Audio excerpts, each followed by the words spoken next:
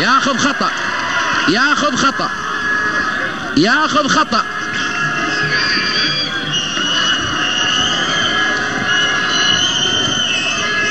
ياخذ خطأ. حنشوف الوقت بدل الضايع. ظافر، حنشوف الوقت بدل الضايع.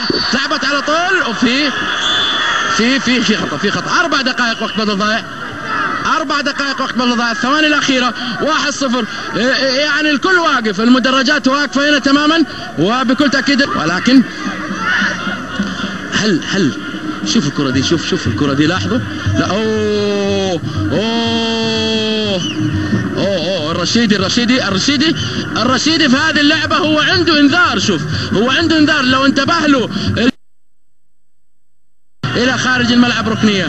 يبدو لي نتيجة في طريقة يعني بالشكل الذي يريده الشبابيون، يريده البلطان ابو الوليد، يريده جمهور الفريق الشبابي. هو فرح بكل تأكيد حتى الآن، ويتمنى أن تنتهي المباراة بهذه الفرحة.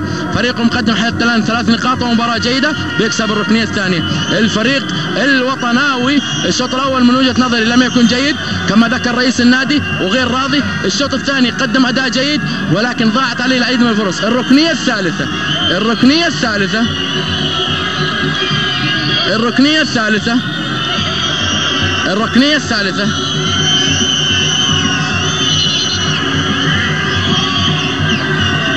الركنية الثالثة.